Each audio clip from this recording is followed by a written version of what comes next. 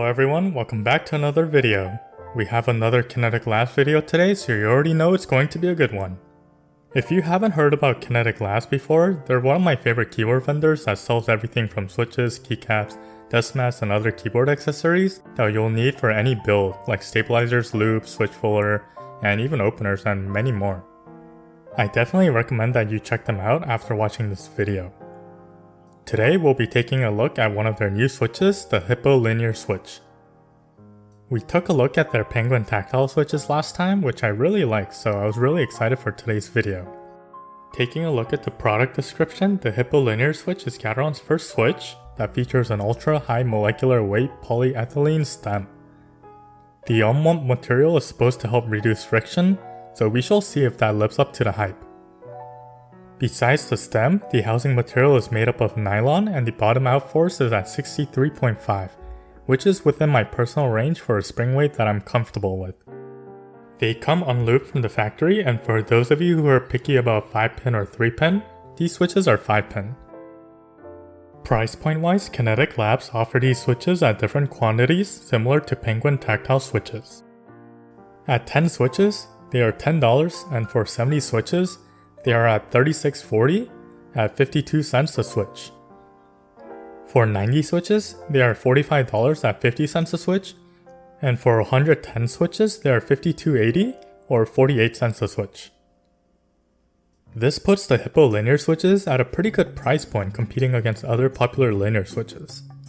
My personal linear switch recommendation up to now has been the Alpaca switch for its value for its price. However, Hippo linear switches are cheaper than the Alpacas and other popular linear switches like creams, tangerines, and ink blacks.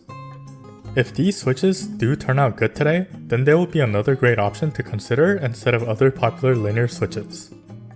Before we take a look at the switches, let's take a look at their new Sunny Day desk mat. The colors are super vibrant on this one, and I've been digging the look on my desk. Anyways, let's get to unboxing these switches. Whoever is choosing the colors for Kinetic Lab switches has some great taste, cause these switches, just like the Penguin switches, are super pretty. I love the pastel lavender color that matches pretty well with the white Unlubed stem. Kinetic Labs just does not miss. When testing out the switches in its stock form, it did feel somewhat smooth, but the spring ping sound really stood out. Man, it was super crunchy. This switch is definitely gonna need some lubing. But before I do, let's take a quick listen to a sound test in its stock form. I'll be using my KBD67 Lite since it's a pretty affordable entry-level custom keyboard that a lot of people can get their hands on, so it should give you a good idea of how your keyboard can sound.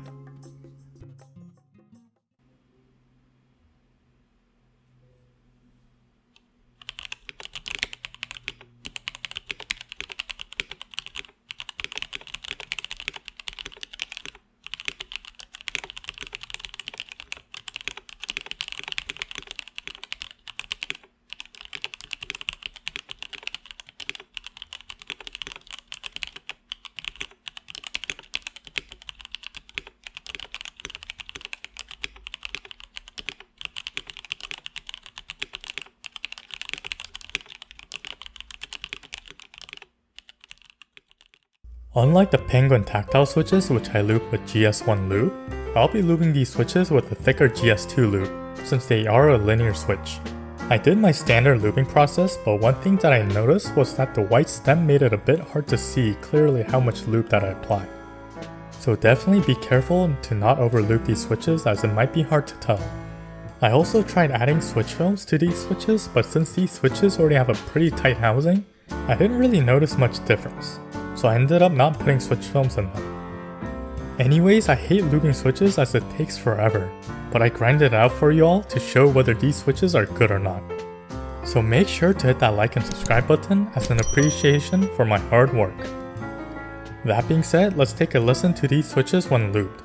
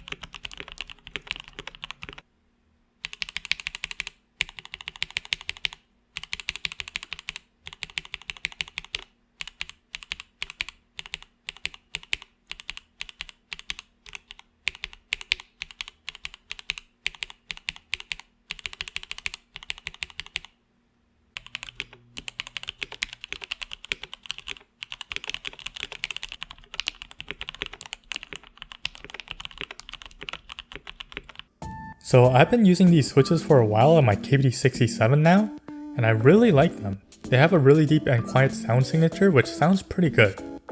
But you might ask, Brian, how does it compare with my other favorite linear switches? Well, take a listen for yourself.